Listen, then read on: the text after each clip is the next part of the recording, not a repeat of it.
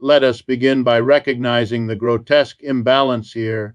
Gaza, a strip of land no larger than some American counties, has been subject to relentless bombardment. Missiles rain down not on military fortresses, but on apartment buildings, schools, hospitals, and refugee camps.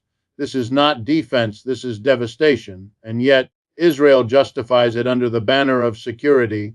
But I ask you, whose security is protected when children are buried under rubble? Whose democracy thrives when entire families are erased overnight? The story of Israel's relentless missile strikes on Gaza is not simply another chapter in a decades-long conflict. It is the stark reminder of how modern warfare, when coupled with unchecked power, turns entire civilian populations into targets. Gaza is one of the most densely populated areas on Earth, a place where nearly 2 million people lie packed into a narrow strip of land, with no ability to flee, no safety corridor, no refuge from the skies. When missiles rain down in such an environment, they are not precision strikes, no matter what military spokespeople claim. They are instruments of mass devastation. Apartment towers collapse in seconds, children's playgrounds are reduced to craters, and hospitals, already starved of resources, struggle to treat wave after wave of bloodied survivors. Every explosion is not just an attack on a building, it is an attack on the very fabric of life in Gaza. And yet, the language we hear from official sources sanitizes this brutality: surgical strikes, defensive operations, targeted missions. But ask the mother clutching her lifeless child pulled from rubble whether this feels surgical. Ask the doctor trying to perform amputations without electricity whether this feels like defense. The hooks of this tragedy are sharper than rhetoric can disguise, and they pierce the conscience of anyone paying attention. This relentless barrage is justified under the doctrine of security, but the irony is impossible to ignore. Security for whom? Israel insists it must defend itself against rocket fire from Gaza, yet the scale of its retaliation goes far beyond neutralizing threats. When entire neighborhoods are wiped out, when schools become graveyards, and when refugee camps, populated by people already displaced once, become battlegrounds, what message is being sent to the world? Is this about neutralizing danger, or is it about crushing a people so thoroughly that resistance itself becomes impossible? The very act of overwhelming military force raises questions about proportionality, legality, and morality. If security is achieved through the destruction of innocent lives, then what kind of security is it, and how long can it last before it collapses under the weight of its own injustice? To understand the gravity of this situation, one must step back and recognize the cyclical nature of these assaults. Gaza has been subjected to repeated military campaigns over the years, each one described as necessary, each one leaving behind more destruction than the last. Yet each time, instead of peace, the cycle produces more anger, more resentment, more determination among Palestinians to resist. What we see today is not an isolated moment, but part of a grim patterned bombardment, temporary ceasefire, blockade, and then bombardment again. This is not stability. It is the permanent state of siege, and when the world turns its attention away, the suffering does not end, it simply becomes invisible until the next barrage forces us to look again. But this time the intensity of the missile strikes has created a new wave of outrage. Human rights organizations warn that collective punishment is unfolding in real time. International law is being shredded, and yet the global response remains timid. World leaders express concern, urge restraint, and then quietly resume arms deals and military funding. It is this silence, this complicity, that makes each missile strike more than a local act of aggression. It makes it a global act of hypocrisy. Every civilian death in Gaza echoes not only in the streets of Palestine, but also in the halls of parliaments and congresses where aid packages to Israel are signed without hesitation. And here is the most dangerous hook: the illusion that overwhelming military force can extinguish the desire for dignity and freedom. History teaches us again and again that the oppressed do not forget. From Algeria to South Africa to Vietnam, the bombs may destroy buildings, but they cannot destroy memory or aspiration. In Gaza, every missile that falls plants not only grief but also the seeds of future resistance. It creates generations who will grow up knowing only blockade, bombardment, and loss, and with them the unshakable conviction that justice must be pursued at any cost. This is the paradox of Israel's strategy. The more it seeks security through violence, the more insecure it becomes in the long run. What we are witnessing is not just a military campaign, it is a test of how much the world is willing to tolerate.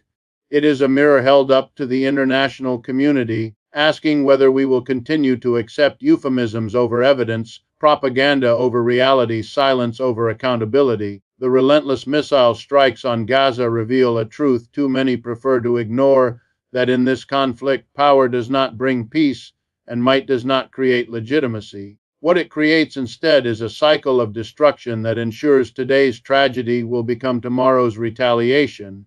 The real question, then, is not whether Gaza can survive another bombardment, but whether we, as a global society, can survive the moral collapse that comes from watching it happen and doing nothing. Yemen's unexpected retaliation in the face of Israel's relentless strikes on Gaza has jolted the political and military calculus of the entire Middle East.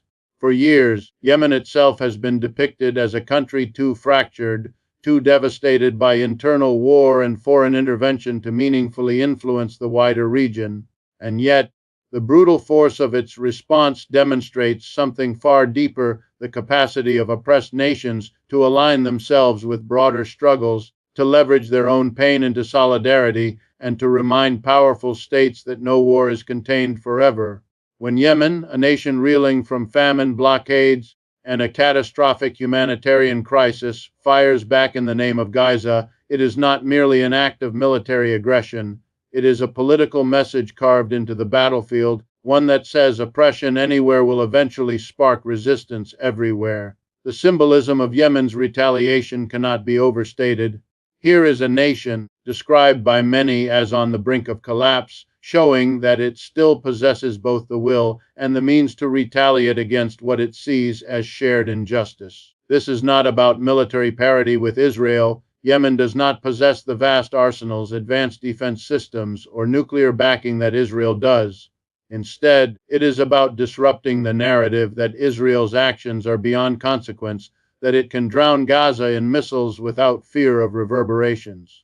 By retaliating, Yemen introduces an element of unpredictability, forcing Israel and its Western allies to recognize that their actions are not confined to a single geography. Every missile that levels a home in Gaza now risks provoking responses from beyond its borders. That is not only a tactical shift, it is a strategic earthquake. And here lies one of the most gripping hooks. The retaliation came not from a regional superpower like Iran or a heavily armed group like Hezbollah, but from a country written off as too broken to matter. This speaks to a wider truth of history, that those most underestimated often become the most disruptive. Think of Vietnam, once dismissed as a backwater, yet capable of humbling the United States military. Think of Algeria, once considered powerless under French colonialism, yet able to wage one of the most determined wars of liberation in modern memory. Yemen's strike is not just an act of war, it is a reminder that the margins can push back against the center, and in doing so, destabilize the entire order. The retaliation also reshapes the narrative of solidarity. For decades, the Palestinian struggle has existed in isolation, with Arab governments often offering rhetorical support but little tangible action. Yemen's move signals a shift. Solidarity is no longer just about words, but about consequences. It tells other actors across the region, Lebanon, Syria, even Iran, that joining the fight is no longer hypothetical. One nation's willingness to step forward creates momentum, and momentum in politics can be as powerful as missiles on the battlefield. Suddenly, the Israeli military campaign risks expanding into a multi-front confrontation, a nightmare scenario that its strategists have long sought to avoid. Western powers may dismiss Yemen's retaliation as reckless, but dismissing it does not erase its impact. In fact, every attempt to downplay or ridicule Yemen's actions only underscores the deep unease beneath the surface. Because the real danger is not Yemen's military capacity, it is the precedent.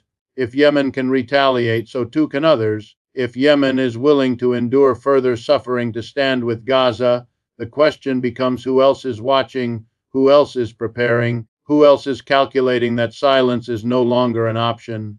This ripple effect is what terrifies policymakers in Washington, Tel Aviv, and London, not the immediate damage of the strike, but the possibility of escalation spiraling out of control. The act of retaliation also has a psychological dimension that cannot be ignored. For the people of Gaza, hearing that Yemen has struck back carries an emotional weight, a signal that their suffering has not gone unanswered.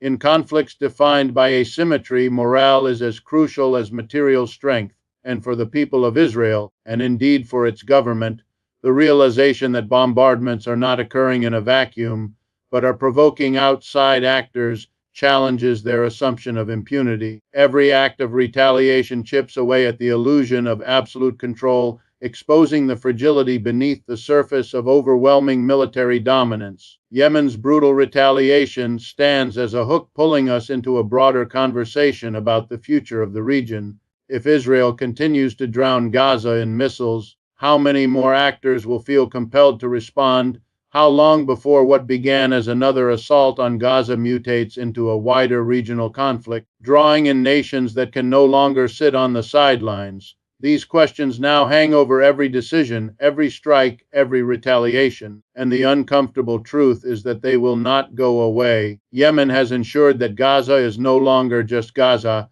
It is the flashpoint for a conflict that has the potential to redraw alliances, destabilize governments, and fracture the global order itself. The humanitarian catastrophe unfolding in Gaza is not a natural disaster, not an accident of history, but the direct outcome of deliberate policy and relentless bombardment. When Israel unleashes wave after wave of missiles on one of the most densely populated territories in the world, the consequences are horrifyingly predictable. Entire neighborhoods are flattened in seconds, leaving families clawing through rubble in the desperate hope of finding a surviving child. Hospitals that should be sanctuaries of healing are overwhelmed, turned into chaotic triage centers where doctors are forced to choose who receives treatment and who must be left to die. Gaza was already starved of resources by a blockade that strangled its economy, restricted its electricity, and rationed its clean water supply.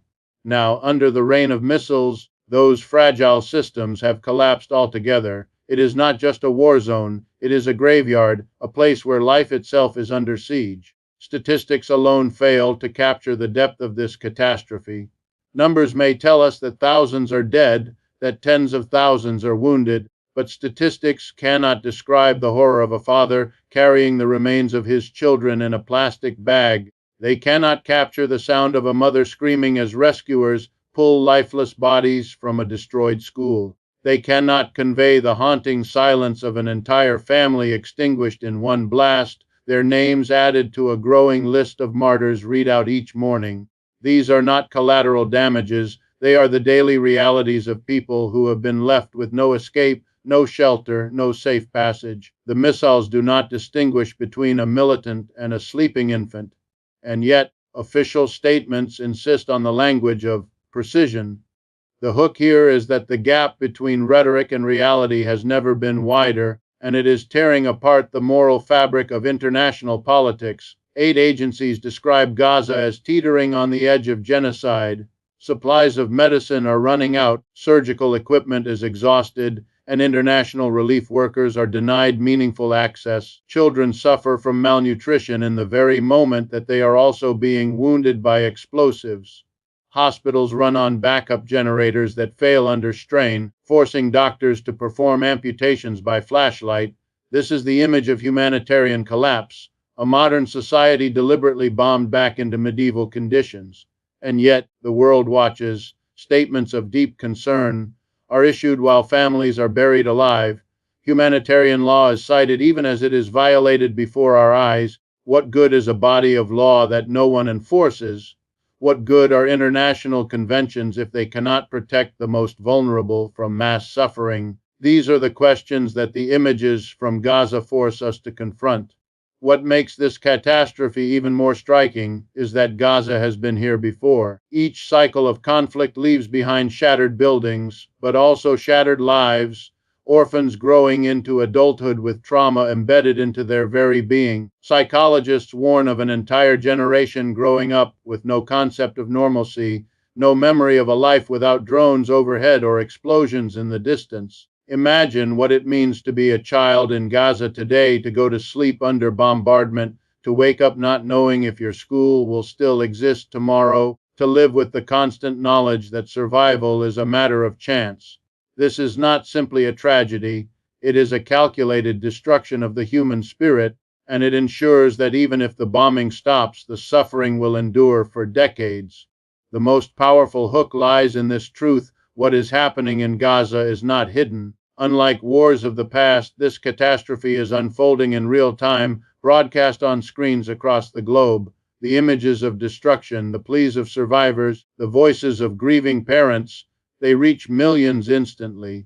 And yet, the world's most powerful nations continue to provide the weapons that make this devastation possible. How do we reconcile the rhetoric of human rights with the reality of complicity? How do we explain to our children that the very governments claiming to champion democracy are financing the destruction of hospitals, schools, and refugee camps? The contradiction is not just political, it is moral, and it stains the conscience of the international order. This humanitarian catastrophe is a mirror reflecting back the failures of our time. It shows us a global system where the powerful can act without accountability, where the suffering of millions can be dismissed as collateral damage, and where empathy is drowned out by the noise of missiles. It asks us whether we will continue to watch as an entire population is ground into dust, or whether we will finally confront the reality that silence is complicity. Gaza bleeds not just for itself, but as a warning to the world. If the international community allows this catastrophe to continue unchecked, then it is not only Gaza that loses, it is the very idea of humanity itself. The role of the United States and Western governments in sustaining the devastation in Gaza cannot be ignored, for without their financial aid, military support, and political shielding, Israel's relentless campaign would not be possible at the scale we are witnessing today. Every missile that falls on Gaza is not only stamped with Israeli markings, but also carries the invisible signature of American taxpayers whose dollars fund Israel's arsenal. Billions flow annually from Washington to Tel Aviv, justified as commitments to defense and security. Yet those funds materialize in the rubble of hospitals, in the shattered walls of schools, in the broken bodies of civilians. This is not merely foreign policy, it is active participation, a partnership in destruction wrapped in the language of diplomacy. And the hook is this: while bombs fall thousands of miles away, the real cost is also paid at home, where working families in the United States see their needs neglected so that endless war abroad can be sustained. Consider the staggering contradiction. In America, politicians tell citizens there is no money for universal health care, no money to cancel student debt, no money to rebuild crumbling infrastructure. Yet year after year, billions are earmarked for Israel's military machine with little debate and no hesitation. Teachers strike for fair wages, hospitals close in rural communities, homelessness rises in major cities, but weapons for Israel sail through Congress with bipartisan support. This is not an accident of budgeting, it is a statement of priorities. It tells the American working class that their struggles are secondary to the maintenance of geopolitical alliances. It tells Palestinians in Gaza that their lives are expendable, collateral in a system that values profits for defense contractors over human dignity. The complicity extends far beyond Washington. Western governments across Europe issue statements urging de-escalation, even as they continue selling arms, technology, and intelligence to Israel. Britain, France, and Germany have all justified their support as part of protecting democracy in the Middle East. But what kind of democracy is protected by bombing refugee camps? These governments hide behind language that frames Israel as a perpetual victim, entitled to use overwhelming force against a stateless population with no army, no air force, and no navy. The imbalance is grotesque, yet Western media often amplifies these narratives, softening the brutality with words like clashes or conflict. as if the two sides were equals engaged in a fair fight. But Gaza is not fighting a war, it is surviving an onslaught. And every time Western leaders look the other way, they validate the continuation of collective punishment. At the heart of this complicity is the political shielding at international institutions. Time and again, when the United Nations attempts to pass resolutions condemning Israel's actions or calling for accountability, the United States wields its veto power to block them. This is not about balance, it is about impunity. Israel acts knowing that the world's most powerful nation will protect it from consequences, no matter how egregious the violation of international law. It is this shield that allows the bombing to continue unchecked. This assurance that no war crime will ever lead to sanctions, no massacre will ever result in meaningful accountability. And here lies the hook: when laws are applied selectively, when justice is weaponized to protect allies while punishing enemies, the entire system of international order collapses into hypocrisy. Even within the United States, voices of dissent are rising, from activists, from communities of faith, from ordinary people horrified by images from Gaza. Movements demand an end to unconditional aid, to the blank checks signed in the name of security. Yet those voices are drowned out in Congress, where lobbyists ensure that loyalty to Israel remains a bipartisan consensus. The result is a democracy at home corrupted by special interests, while democracy abroad is bombed into rubble. It is a vicious circle: domestic inequality fueling foreign violence reinforcing domestic inequality. Western complicity in Gaza's destruction is not just about money or weapons. It is about the legitimization of state violence. By framing Israel's actions as self-defense, Western leaders transform atrocities into policy, turning crimes into acceptable acts of war. This normalization is perhaps the most dangerous consequence of all, for it tells the world that if you are allied with the powerful, you can act with impunity. It teaches other nations that the rules are flexible, that human rights are negotiable, that morality is subject to politics. And once that precedent spreads, it does not remain confined to Gaza, it destabilizes the entire globe. The truth is unavoidable: without US dollars, without European arms, without diplomatic shielding, Israel's bombardment of Gaza would look very different. This is why the responsibility cannot be outsourced, why Western complicity must be named for what it is: not passive observation, but active partnership in suffering.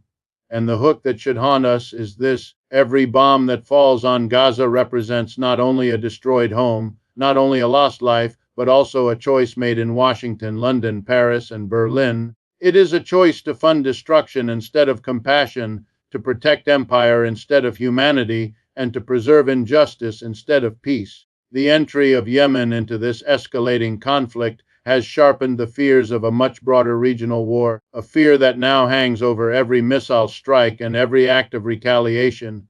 What began as yet another assault on Gaza has rippled outward, pulling new actors into the fray and reminding the world how fragile the Middle East truly is. With Yemen's involvement, the question is no longer whether Gaza can endure another bombardment, but whether the region itself can withstand the widening circle of violence. Each new strike carries with it the risk of igniting Lebanon, Iran, or Syria, transforming a local tragedy into a regional inferno. And the hook here is chilling. The Middle East has always been the fault line of global power struggles, and when its ground shakes, the entire world feels the tremors. Lebanon looms as the most immediate flashpoint. Hezbollah, far stronger and better equipped than Palestinian factions in Gaza, has long positioned itself as the vanguard of resistance against Israel. If the missile strikes on Gaza continue unchecked and Yemen's retaliation emboldens others, Hezbollah may find it impossible to remain silent, and should Hezbollah unleash its arsenal, Israel would face a northern front far more dangerous than Gaza, with rockets capable of reaching deep into its territory. Such a confrontation would not remain confined to Israel and Lebanon. It would instantly involve Iran, the patron of Hezbollah, and draw in American forces stationed across the region. The chain reaction is obvious, and yet Israel's strategy of overwhelming force seems blind to it. Iran's shadow stretches even further over this unfolding crisis. Tehran has long signaled that it views the defense of Palestinians as part of its broader struggle against Western dominance in the region. Yemen's retaliation, widely seen as aligned with Iranian interests, raises the stakes dramatically. If Gaza continues to burn and more regional actors enter the conflict, Iran may feel compelled to escalate openly rather than through proxies, and if Iran steps in directly, the consequences would be seismic. The Strait of Hormuz, through which a significant portion of the world's oil supply passes, could become a battlefield. Global markets would shudder, economies far from the Middle East would reel, and ordinary people in Europe, Asia, and the Americas would feel the cost of bombs falling thousands of miles away. The Middle East, once again, would remind the world that its conflicts are never truly contained. What makes this moment particularly dangerous is the fragility of the international system. The United States, already stretched by its commitments in Europe and Asia, finds itself increasingly isolated in defending Israel's actions. Europe, while rhetorically supportive, faces internal fractures as public opinion turns sharply against complicity in Gaza's destruction. Russia and China, eager to exploit Western hypocrisy, position themselves as champions of the oppressed, offering support to those resisting USD-backed policies. The conflict, then, is not merely about Israel and Palestine, it is a staging ground for great power rivalry. Every missile fired risks being interpreted not just as a strike in Gaza, but as a move on the global chessboard, and here lies the most sobering hook. Wars rarely expand because leaders desire chaos, they expand because leaders miscalculate, believing they can control escalation when, in reality, escalation controls them. Israel may believe its strikes on Gaza weaken resistance, but what if they strengthen the resolve of Hezbollah? The U.S. may think its support for Israel deters Iran, but what if it provokes Tehran instead? Each actor believes it can calibrate violence, but history is filled with wars that erupted precisely because of this illusion. World War I began with a single assassination, spiraled by alliances, escalations, and a refusal to step back.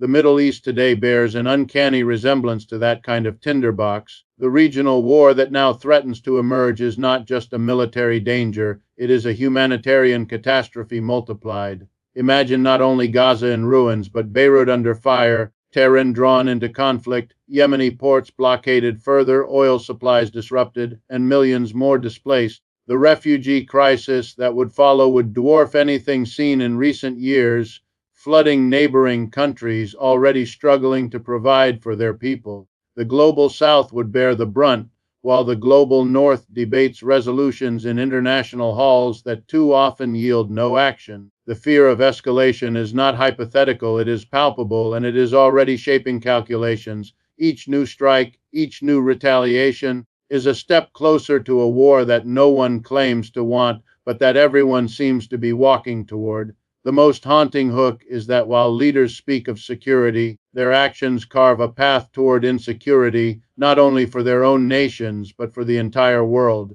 The seeds of regional war are being planted in Gaza's rubble, watered by Yemen's retaliation, and left to grow unchecked by a global order that has forgotten how to stop wars before they consume everything around them. The global blowback from Israel's relentless strikes on Gaza and Yemen's sudden retaliation is already beginning to reshape political landscapes far beyond the Middle East. In an age where every explosion, every desperate plea, and every mass funeral is broadcast in real time, the destruction cannot be confined to the battlefield. The images of children pulled from rubble, of hospitals reduced to ashes, of families mourning under broken concrete, are not just scenes of tragedy, they are sparks igniting outrage across continents. And this outrage, once ignited, does not remain confined to sympathy. It evolves into resistance, into protest movements, into political demands that challenge the very foundations of Western dominance.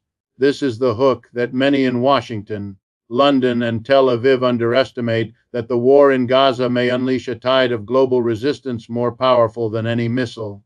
In Europe, demonstrations fill the streets of major cities as citizens demand that their governments stop enabling Israel's actions.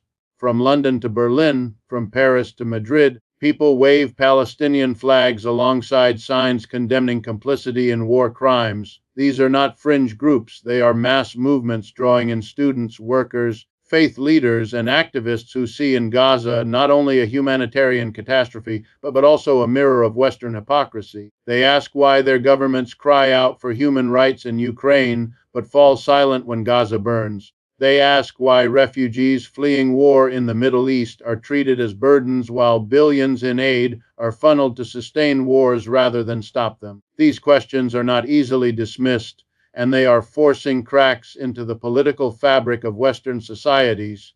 In the United States, the blowback is even more profound. For decades, support for Israel has been treated as a bipartisan consensus, unquestioned and unshakable. But the images from Gaza are changing that. Younger generations, more diverse and more connected to global struggles through social media, are challenging this orthodoxy. College campuses erupt in protests, labor unions pass resolutions condemning U.S. aid to Israel, and communities once silent are now vocal in their opposition. This shift in public opinion creates a growing tension between political elites who continue to sign blank checks for Israel's military and a population increasingly unwilling to see their tax dollars fund the destruction of innocent lives. The blowback here is political, threatening to reshape alliances within the American system itself. Beyond the West, the blowback takes a different form: geopolitical realignment. Nations across the global South, already disillusioned with Western dominance, see in Gaza and Yemen a rallying point against imperial double standards. Russia and China seize the moment, portraying themselves as defenders of the oppressed, offering platforms at the United Nations and pledging support against what they describe as Western-backed atrocities. Countries in Africa, Asia, and Latin America, long resentful of the inequalities in global governance, align their voices with Palestine, not just out of solidarity, but as an act of resistance against the system that marginalizes them. The Middle East conflict becomes more than a regional struggle. It becomes a symbol of a broader revolt against the hierarchy of power that has dominated the world since World War II. The blowback is not only political but also cultural. Across social media, young people mobilize, share testimonies, and bypass traditional media outlets that often filter or soften the brutality. In the digital space, Gaza is not distant, it is immediate, raw, and undeniable. Every live stream from a bombed-out neighborhood, every photograph of a grieving family, every desperate voice note pleading for survival becomes a weapon in the battle for global public opinion. And once people see, they cannot unsee. This cultural awakening is not limited to sympathy. It is a call to action, a demand that governments be held accountable for what they fund and support. The greatest danger to the West is not that Israel may lose a military battle. It is that the narrative is slipping out of their control. Once global audiences stop believing in the myths of defense and security and begin to recognize the reality of oppression and asymmetry, the legitimacy of Western-backed policies erodes. Legitimacy once lost is nearly impossible to regain. And here lies the deepest hook. Empires do not crumble because they are defeated militarily. They crumble when the world stops believing in their moral authority. The images from Gaza are accelerating this process, and Yemen's retaliation only amplifies the sense that resistance is not isolated but global. Blowback, then, is not a distant possibility. It is already here. It is in the streets of Western capitals, in the disillusionment of younger generations, in the alignment of global South nations, and in the digital battlefield of social media. The missiles that fall on Gaza reverberate across the planet, not only as explosions of destruction, but as echoes that awaken resistance, reshape politics, and challenge power. The question now is not whether the world will react, but how far that reaction will go, and whether the West is prepared for the tidal wave of consequences that its own complicity has unleashed.